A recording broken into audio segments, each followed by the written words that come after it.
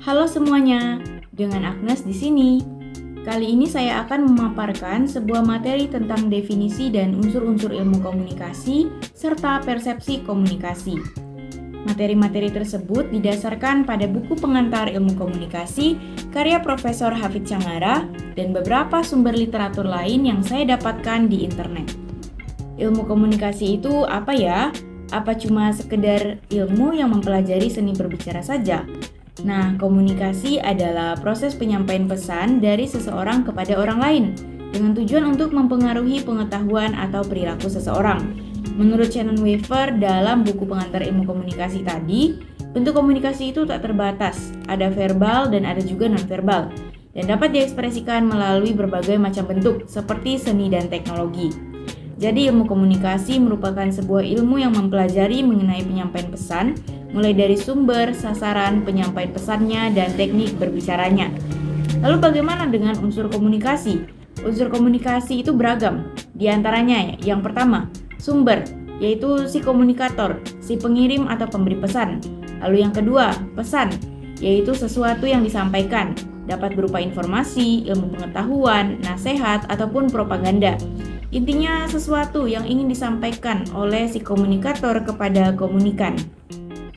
Lalu yang ketiga ada media, dapat berupa alat, ataupun wadah, ataupun saluran yang digunakan dalam menyampaikan proses komunikasi. Misalnya saja seperti panca indera manusia, telepon, radio, rumah ibadah, dan balai desa. Jadi media yang dimaksud dalam unsur komunikasi ini tak hanya berupa alat saja ya. Kemudian yang keempat, penerima, yaitu komunikan, si penerima pesan. Yang kelima ada pengaruh, yaitu efek yang ditimbulkan atau efek yang dapat merubah kita akibat dari pesan yang disampaikan. Jadi ketika kita menerima sebuah pesan ataupun informasi, terdapat sebuah efek ataupun pengaruh yang mempengaruhi kita dan mengakibatkan perubahan pada diri kita. Yang keenam, ada tanggapan balik. Biasa kita kenal dengan feedback atau umpan balik atau balasan, di mana ini merupakan respon dari si komunikan kepada komunikator. Lalu ada lingkungan. Lingkungan ini merupakan situasi yang mempengaruhi proses komunikasi. Misalnya saja lingkungan fisik. Kita melihat tempatnya cocok atau tidak, gitu. Lalu ada lingkungan sosial budaya, di mana di sini kita melihat bahasa yang digunakan agar interaksi pun bisa lebih maksimal. Contohnya bahasa Indonesia dengan bahasa Inggris. Perbedaan bahasa itu kadangkala menyebabkan sedikit kendala terhadap proses komunikasi, entah dari kurangnya pemahaman terhadap bahasa asing tersebut dan juga sebagainya. Lalu ada lingkungan psikologis. Kita melihat lawan bicara kita ini apakah waras ataupun tidak, dan berkaitan juga dengan pemilihan diksi ataupun topik yang akan kita sampaikan, apakah menyinggung perasaan orang lain atau tidak. Lalu ada juga dimensi waktu, di mana kita melihat perbedaan jam ataupun musim biasanya menjadi kendala saat berkomunikasi, jadi perlu disesuaikan juga. Lalu materi selanjutnya adalah mengenai persepsi komunikasi. Persepsi dan komunikasi punya kaitan yang erat, sebab sebelum terjadi proses komunikasi, komunikan akan menafsirkan pesan yang diberikan komunikator sebelum akhirnya memberi sebuah feedback. Persepsi adalah sebuah tafsiran terhadap rangsangan panca indera manusia. Kita menanggapi sesuatu berdasarkan apa yang kita lihat, apa yang kita dengar, apa yang kita raba, dan apa yang kita rasakan. 3 macam persepsi yaitu, pertama persepsi terhadap lingkungan fisik. Jadi persepsi ini kita melihat sebuah objek benda mati yang ada di sekitar kita.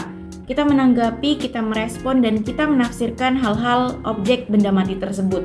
Misalnya kita menanggapi sebuah botol minum. Bagaimana persepsi kita terhadap botol minum tersebut gitu. Lalu yang kedua, ada persepsi sosial, di mana kita melihat persepsi ini merujuk pada sebuah subjek atau kondisi sosial di sekitar kita. Biasanya kita diminta untuk memberikan tanggapan kita mengenai first impression atau kesan pertama terhadap seseorang, seperti itu. Lalu yang ketiga ada persepsi budaya.